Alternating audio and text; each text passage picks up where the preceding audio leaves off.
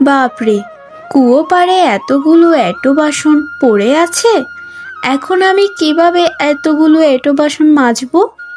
সকালবেলার রান্নাটাও তো এখনো করা হয়নি। এতগুলো কাজ কিভাবে যে আমি একা হাতে করব সেটাই তো বুঝতে পারছি না। তবে আমি কিভাবে করব? আমাকে তো আমার কাজগুলো করতেই হবে। আমি চাই যাতে এই সংসারের কোনো ঝামেলা না হোক। আমার বড় যা ঘরের কোনো কাজ যেন না করে, আমি না হয় ওর হয়ে ওর ভাগের কাজগুলো করে দেব। তবুও এ বাড়িতে সবাই যেন আমাকে একটু ভালোবাসে, তারা যেন খুব তাড়াতাড়ি আমাকে একটু আপন করে নেয়।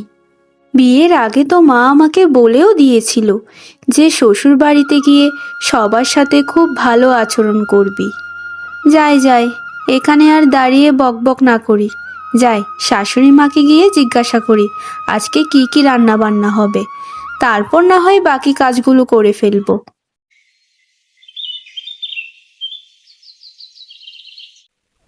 শুনুন মা, আপনার সাথে ওই এক বিষয় নিয়ে কথা বলতে আমার আর একদমই ভালো লাগে না।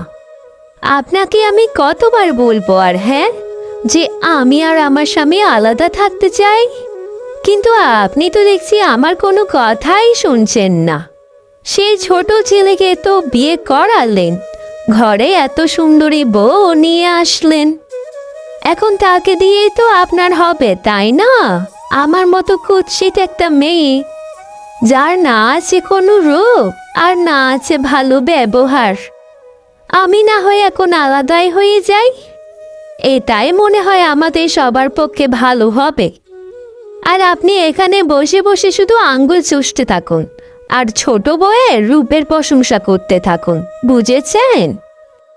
এই যে বড় বৌমা, তুমি যে আমাকে বলছো তুমি আলাদা হয়ে যাবে, তা বলি আমার বড় ছেলে কি এই কথাটা এসে আমাকে একবারও বলেছে যে মা আমাদেরকে তুমি আলাদা করে দাও? যেদিন আমার বড় ছেলে এসে আমাকে এইসব কথা বলবে সেদিন না হয় আমি তোমাদেরকে আলাদা করে দেব। আর শোনো বড় বৌমা, সব সময় আমার কানের কাছে এসে এভাবে ঘ্যানর ঘ্যানর করবে না। আর কি ছোট বউ করছো? আমার কোনো বই ভালো না।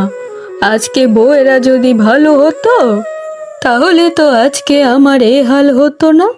আর শোনো, তোমার মুখটা আমার সামনে একটু সামলিয়ে কথা বলো। তোমার স্বামীও আমাকে কিছু দেয় না, আর ছোট বউয়ের স্বামীও আমাকে কিছু দেয় না। আমি আমার টাকায় আমার খাবার খাই, তাই এত বড় বড় কথা না বলে এ বাড়িতে চুপচাপ করে থাকবে, বুঝেছো? কি বললেন মা? আমার স্বামী আপনাকে কিছুই দেয় না? তা বলি, মাসে মাসে যে মাইনেটা পায় সে তো বাড়িতে এসে আগে কার হাতে মাইনেটা বুঝিয়ে দেয় বলুন তো?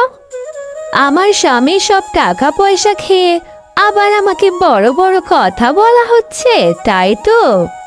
শুনুন মা, আমি স্পষ্ট করে বলে দিচ্ছি, আমি কিন্তু এবার একাই থাকতে চাই। সর্বশেষ কথা হচ্ছে, আমি এবার আলাদা খেতে চাই। আপনার ছেলে আজকে বাড়ি ফিরলে আপনি তার সাথে সেই বিষয়ে ভালো করে কথা বলে নেবেন।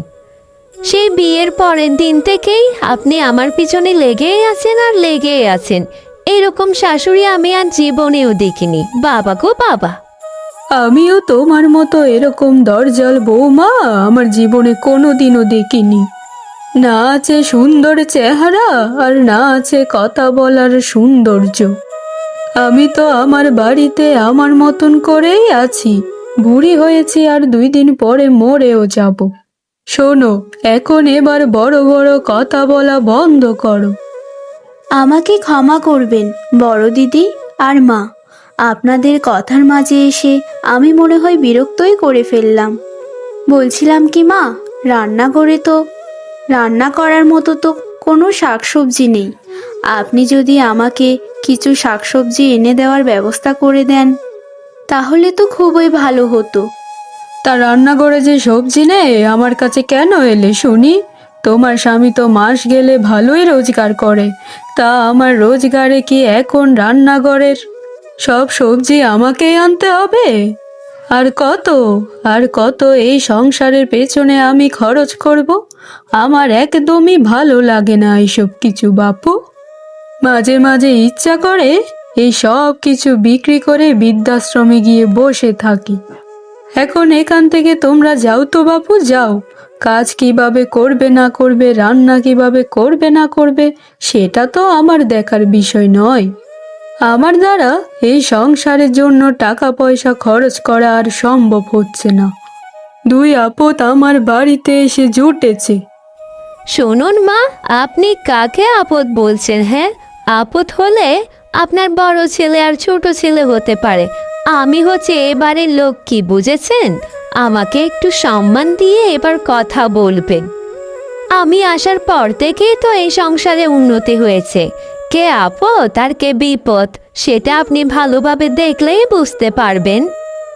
আর আমাকে এত বাজে বাজে কথা কখনোই বলবেন না। ওরে বাবা রে বাবা, এটা তো দেখছি একটা মেয়ের মুখ নয়, আবার নিজেই নিজেকে বলছে সে নাকি এই বাড়ির লক্ষ্মী বউ। হা! বলি, তোমার মুখটা তো মুখ নয় গো, বাঁশের বাঁশি। সারাদিন এত কথা বলে আমার কাছে এসে সারাদিন শুধু ঘ্যানর ঘ্যানর করতে থাকে। যাও যাও ছোট বউ, এখানে সংসেজে দাঁড়িয়ে না থেকে থালা বাসনগুলো পুকুর থেকে মেজে নিয়ে আসো। আর বড় বউ, তুমিও যাও তোমার কাজে। আর তুইও শুনে রাখ ছোট বউ, আমি কিন্তু কোনো কাজই করতে পারবো না। দেখতেই তো পারছিস আমি আমার শাশুড়ি মাকেই মানি না। আবার তুই আবার কোন দেশের মহারানী রে? আচ্ছা ঠিক আছে দিদি, আপনারা আর নিজেদের মধ্যে এভাবে ঝগড়া করবেন না। আমি এক্ষুনি যাচ্ছি। থালা বাসনগুলো ধুয়ে বাড়ির সব কাজ আমি খুব তাড়াতাড়ি করে ফেলবো।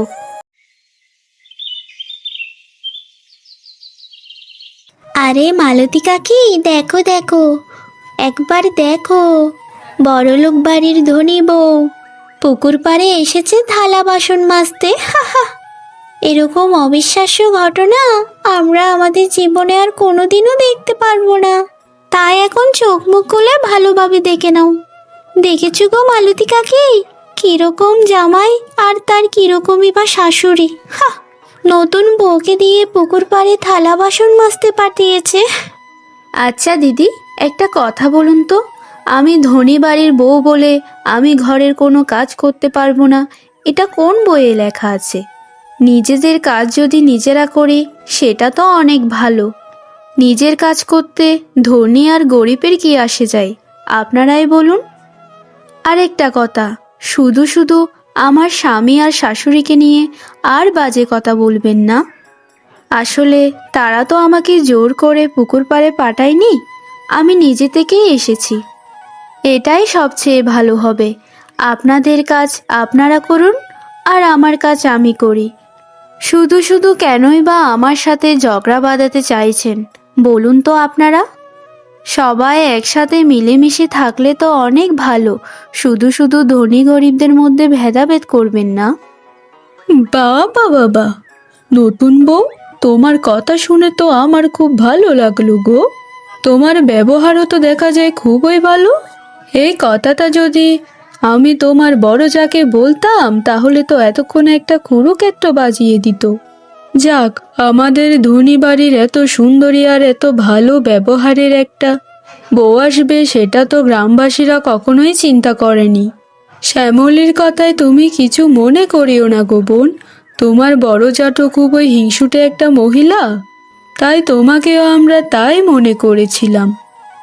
আরে দিদি, আপনাদেরকে আমি শুধু শুধু কেন হিংসা করতে যাব বলুন তো?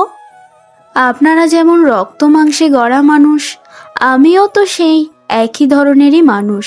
2 দিনের এই দুনিয়ায় এত অহংকার করেই বা কি লাভ? ক্ষমা করিও বোন, তোমাকে আমি একদমই বুঝতে পারিনি। তুমি এখন যেই কথাগুলো বললে সেই কথাগুলো আমার খুবই মনে ধরেছে গো। 2 দিনের পৃথিবীতে এসে এত অহংকার করেই বা কি লাভ হবে? আপনাকে অসংখ্য ধন্যবাদ দিদি, আমার কথাগুলো বোঝার জন্য।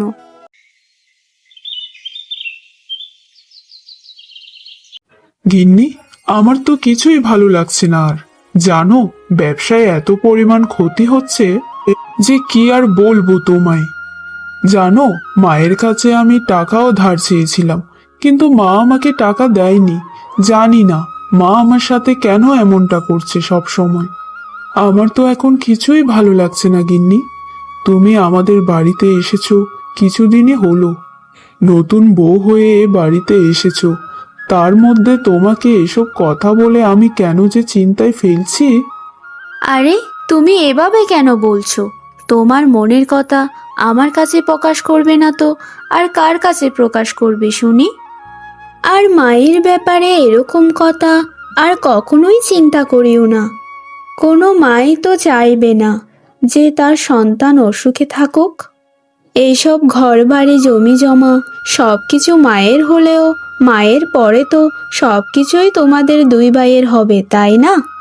তাহলে তুমি এত চিন্তা কেন করছো বলো তো? তুমি মায়ের কাছে যাও, মায়ের কাছে গিয়ে সুন্দর মতো কিছু টাকা চাও। আমার তো মায়ের উপর সম্পূর্ণ বিশ্বাস আছে, মা তোমাকে অবশ্যই সাহায্য করবে। আর এই ব্যবসাটা তো তুমি একা করছো না, তোমার ভাইও করছে। তোমরা দুইজন মিলে একসাথে মায়ের কাছে গিয়ে একটু ভালোভাবে অনুরোধ করলে মা ঠিকই কিছু টাকা তোমাদেরকে দিয়ে দেবে। মা হয়তো একটু রাগী মানুষ, কিন্তু তার মনটা তো অনেক ভালো গো। বাহ বাহ গিন্নি, তুমি আমাকে এত সুন্দরভাবে বোঝালে। তোমার কথা শুনে আমার সব চিন্তাই উড়ে গেল। যেখানে আমি আমার মায়ের নামে কত খারাপ চিন্তা করছি, আর সেখানে আজকে তুমি আমার সব ভুল ভাঙিয়ে দিলে। আচ্ছা ঠিক আছে গিন্নি, আমি আমার মায়ের কাছে গিয়ে আরেকবার টাকাটা চাইবো। তবে একটা সমস্যা আছে গিন্নি, আমার বড় দাদার বউ খুব বাজে একটা মহিলা। সব সময় দুই ভাইয়ের মধ্যে ঝগড়াঝাটি সে শুধু লাগিয়েই রাখে। সে যে নিজেকে সব সময় কি মনে করে একমাত্র সেই জানে। ওগো, আমি পরিবার ছাড়া একদমই চলতে পারবো না। পরিবারের সবার সাথে একসাথে থাকলে তখনই তো পরিবারের সুখ আসে, তাই না? আর যারা পরিবার থেকে বিচ্ছিন্ন হতে চায় তারা তো সংসার জীবনে কোনোদিনও সুখী হতে পারে না। বড় দিদি তো চান যে তারা যেন আলাদা হয়ে যায়। মাকে অনেক সময় অনেক জবরদস্তি করে যাতে মা তাদেরকে আলাদা করে দেন। আসলেই গিন্নি, তোমার মতো এরকম একটা বুঝদার মেয়ে পেয়ে আমি সত্যিই অনেক খুশি। তুমি সম্পর্কটাকে খুব ভালোভাবেই মূল্য দিতে জানো। তুমি জানো, আমার তো খুব ইচ্ছা ছিল যে বাড়িতে আমি বউ হয়ে আসব সে বাড়িতে সবার সাথে একসাথে মিলেমিশে থাকব। গিন্নি, আজকের দিনে এসেও তোমার মতো করে যদি সবাই চিন্তা করত তাহলে কতই না ভালো হতো। তুমি তো আমাদের বাড়িতে এসেছো মাত্র কয়েকদিনই হলো, কিন্তু এই বড় বউ অনেক বছর ধরেই এই বাড়িতে আছে, সাথে করে এ বাড়ির সবাইকে জ্বালিয়ে মারছে। জানি না সারাদিন যে তোমাকে সে কি কি কথা শোনায়, কিন্তু তুমি অনেক ভালো মেয়ে। তোমার মতো এত ভালো মেয়ে আমি আমার জীবনে কোনোদিনও দেখিনি।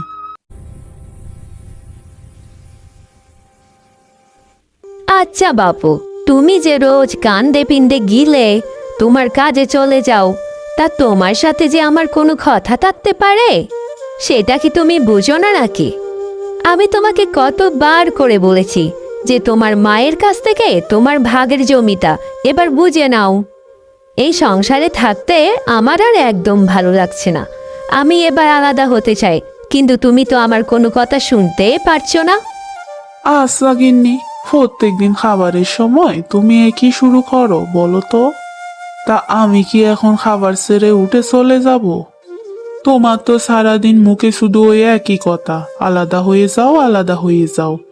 তা বলি, আলাদা হয়ে কি করবে তা শুনি। তোমার জন্যে এই জীবনে আমি আর কোথাও শান্তি পেলাম না। শোনো গিন্নি, তোমার জন্যে আমি এই বাড়ি থেকে কোথাও চলে যাইতে পারবো না। তোমার যদি এই বাড়িতে বিষাক্ত লাগে তাহলে তুমি এই বাড়ি থেকে চইলা যাও। ও, বুঝতে পেরেছি, নিজের ভাইয়ের জন্য তুমি এ বাড়িটা ছাড়তে চাচ্ছ না। এ বাড়িটা ছেড়ে দিলে তো আবার তোমার আদরের ছোট ভাইয়ের খুব কষ্ট হবে, তাই তো? তা তোমার কাছে কি তোমার ছোট ভাই বড় নাকি আমি বড়, কোনটা বলো তো? তোমাকে বিয়ে করে আমি আমার জীবনে সবচেয়ে বড় ভুলটা করেছি। না পেলাম ভালো স্বামী আর না পেলাম ভালো শাশুড়ি। সব দিক দিয়ে এত ঝামেলা, আর আমার একদমই ভালো লাগে না। তা বলো তো গিন্নি, তোমার সব দিক দিয়ে এত ঝামেলা কেন? আমার ছোট ভাইটাও তো বিয়ে করেছে, তারও তো ঘরে বউ আছে। তার বউ তো তাকে এসব কথা কোনোদিনও বলে না। কত শান্ত, কত ভদ্র মেয়েটা, দেখলেই বোঝা যাচ্ছে। তোমার মতো এত কুসুটে স্বভাবের নয়, বুঝেছো? তোমার এখনো অনেক সময় আছে। এবার তোমার স্বভাবটা একটু পাল্টাও, না হলে কিন্তু তার ফল একদমই ভালো হবে না। আমি হচ্ছি তোমার যথেষ্ট ভালো স্বামী, তাই তোমার কথাগুলো সব সময় সহ্য করি। না হলে তো এ বাড়ি থেকে একেবারে তোমায় সে কবে ঘাড় ধাক্কা দিয়ে বেরই করে দিতাম। কি বললে? তোমার এত বড় সাহস, তুমি আমাকে ঘাড় ধাক্কা দিয়ে এ বাড়ি থেকে বের করে দেবে? তা বলি, এ বাড়িতে বিয়ে করে এসেছি কি এ বাড়ি থেকে যাওয়ার জন্য? আমি এই বাড়ি থেকে কোনোদিনও যাব না, বুঝেছো? আর তুমি যদি আমার কথা না শোনো, তাহলে এই গ্রামে আমি তোমাদের নামে বিচার বসাবো। হ্যাঁ হ্যাঁ, তুমি তো শুধু ওই একটা কাজই করতে পারবে। তা যাও না, গিয়ে আমাদের নামে গ্রামে নালিশ বসাও। আর আমায় তুমি আসামি বানাও, গ্রামের সবাই আমাকে মারুক আর বকুক, এটাই তো তুমি চাও, তাই না? তোমার যেটা মন চায় তুমি সেটা করো। আমি আজকে আর কোনো খাবার খাবো না। এই খাবারগুলো তুমি খাও, আমি যাচ্ছি। ঠিক আছে ঠিক আছে, তোমাকে আর খাবার খেতে হবে না। ছোট ভাইয়ের বউয়ের এতই প্রশংসা করলে, যাও তুমি বরং ওর ঘরে গিয়েই খাবার খাও। আমি আমার খাবারগুলো কুকুর বিড়ালকে খাওয়াবো। তাও তোমাকে আর খাওয়াবো না, যত সব আদিককে তা হচ্ছে।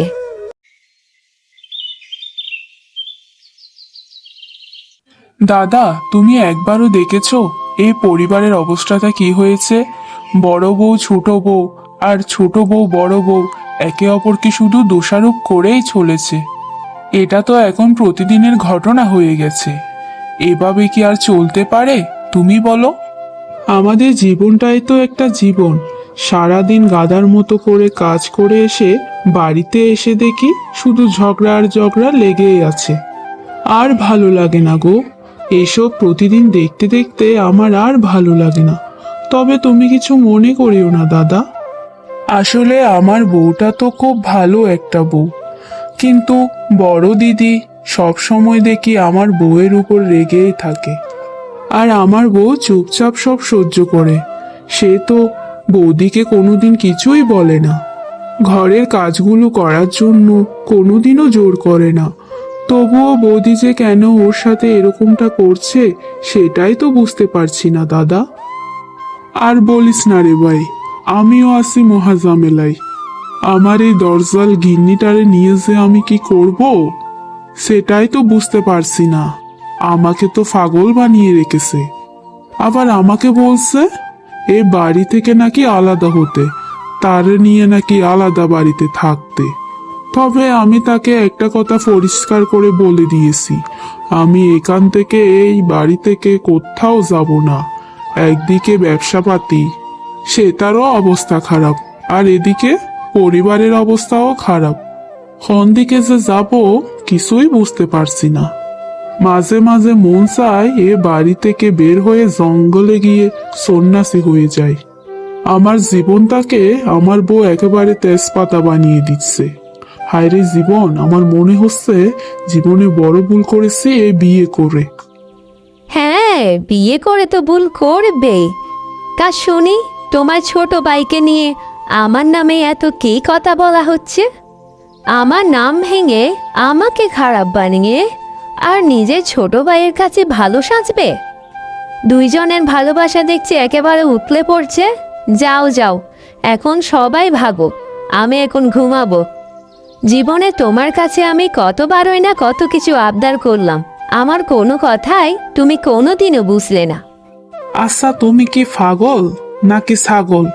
কোন দিকের হতা কোন দিকে নিয়ে যাচ্ছ আমি তো কিছুই বুঝতে পারছি না। আমার মাথা খারাপ করিও না তো, এখন এখান থেকে দূর হও। এই, আমাকে তুমি তোমার ভাইয়ের সামনেই পাগল বললে? আমিও তোমাকে এবার দেখাবো কত দানে কত চাল। আমি তেমন কিছুই চাই না, বুঝেছো? আমি শুধু এটাই চাই যে এ বাড়ি থেকে আলাদা হতে। আমার এই সংসারের গানই আর এই সংসারের কাজগুলো করতে একদমই ভালো লাগে না, বুঝেছো? আর শুনুন দেবর মশাই, আপনিও আপনার বউকে গিয়ে বলবেন যে সংসারের কাজগুলো যদি করতে চায় তাহলে একটু ভালোভাবেই যেন করে। তার রূপচর্চা তো এতই বেড়ে গেছে যে সারাদিন শুধু রূপচর্চা করতে করতেই তার সারা দিনটাই চলে যায়। বৌদি, তুমি এ বিষয়ে আর চিন্তা করিও না। আমি আমার বউকে আজকেই বলে দেব যে এই সংসারের কাজকর্মগুলো ঠিক মতো করতে। তুমি এখন দাদার সাথে ঝগড়াগুলো থামাও তো। কেন শুধু শুধু প্রত্যেক দিন পরিবারে সবার সাথে ঝগড়া করছো বলো তো? সবাই মিলেমিশে একসাথে থাকলে তো খুবই ভালো হয়, তাই না? দেখেছো তো গিন্নি, দেখেছো আমার ভাই রে, তুমি কত কিছুই না বললে, তাও তোমার কথার কোনো উত্তরই দিল না। ব্যবহার কাকে বলে আমার ভাই থেকে দেখে শিখো, এটা তোমার কাজে আসবে। বাপ রে বাপ, ভাইয়ের প্রশংসা করতে করতে তো একেবারে পঞ্চমুখ হয়ে যাচ্ছ। তুমি নিজেই শিখো না, তোমারই শেখার উচিত ভাইয়ের কাছ থেকে যে ব্যবহার কাকে বলে। তোমার ভাইকেই একবার দেখো না, নিজের বউয়ের সাথে কত ভালো আচরণ করে, আর তুমি কি করো? তুমি তো সারাদিন আমার সাথে ঝগড়াঝাটি বাঁধিয়ে রাখো। আমার তো কোনো কথাই তুমি শোনো না।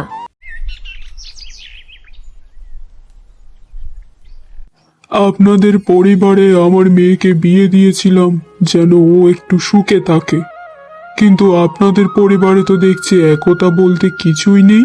যে যার মতনই থাকে সব সময়, যে যার মতনই কাজ করে যায়।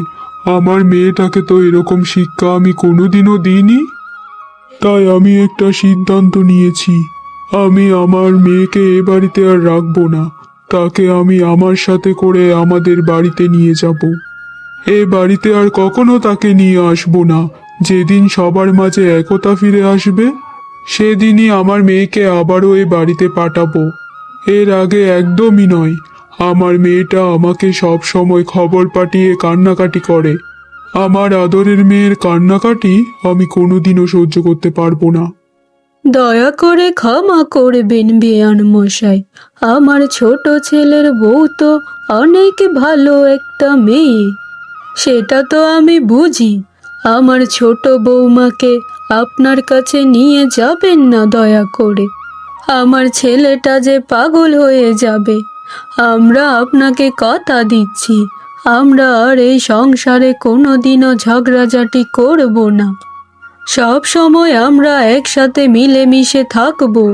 দয়া করে আপনি আপনার মেয়েকে এখান থেকে নিয়ে যাবেন না। দেখুন দিদি, শুধু শুধু ঝগড়াঝাটি করেই কি লাভ বলুন? সংসারে যদি আপনারা নিজেদের মধ্যে একতা বজায় রাখেন তাহলে এই পরিবারকে নিয়ে মানুষ আপনাদের নামে আর কোনো বাজে কথাই বলতে পারবে না। শুধু সংসারে টাকা পয়সা হলে হবে, সম্মানটুকুও তো লাগে দিদি। আগে আপনি একদম ঠিক কথাই বলেছেন। এই কথাটা তো আমি আমার মা আর বউকে কোনোভাবেই বোঝাতে পারি না। তাদের যে কোন দিন শিক্ষা হবে কে জানে। তবে আশা করি এগুলো আর তারা কোনোদিনও করবে না। শোনো গিন্নি, পরিবারের সবাই যদি একসাথে থাকে তাহলে একটা আলাদাই শান্তি পাওয়া যায়। পরিবারই হচ্ছে মানুষের বড় একটা শক্তি। তাই আমাদের সবাইকে একসাথে মিলেমিশে থাকাটাই সবচাইতে ভালো হবে। ওগো, তুমি আমাকে ক্ষমা করে দাও। আমি আর কোনোদিনও আলাদা হতে চাইব না। আমি যে আমার ভুল বুঝতে পেরেছি। আমি মা আর ছোট মেলে প্রতিজ্ঞা করেছি যে সারা জীবন আমরা একসাথে এক বাড়িতে মিলেমিশে থাকবো। শুধু শুধু ঝগড়া করে যে কোনো লাভ নেই। পরিবারের মধ্যে একতা থাকলে তো সব মানুষই আমাদেরকে সম্মানও করবে আর ভালোবাসবে। সবার সাথে যে এতদিন ধরে আমি কেন খারাপ ব্যবহার করেছি এটা ভেবেই আমি কষ্ট পাচ্ছি। এতদিনে তুমি এটা বুঝতে পেরেছো দেখে আমি খুবই খুশি হয়েছি গিন্নি। তুমি আমাকে বলেছিলে না তোমাকে একটা 7 লহরী সোনার গলার হার বানিয়ে দিতে? আমি খুব তাড়াতাড়ি তোমাকে এটা বানিয়ে দেব। এটা তোমার ভালো হওয়ার একটা পুরস্কার, বুঝলে গিন্নি? বাবা, তুমি আমাকে সোনার হার বানিয়ে দেবে? সত্যি বলছো? তাহলে তো খুবই ভালো হয়। আচ্ছা চলো চলো, অনেক তো কথা হলো, এখন সবাই মিলে রাতের খাবারটা খাবো। জীবনে তো আমি অনেক পাপ করেছি, এগুলোর প্রায়শ্চিত্ত তো এখন আমাকে করতেই হবে।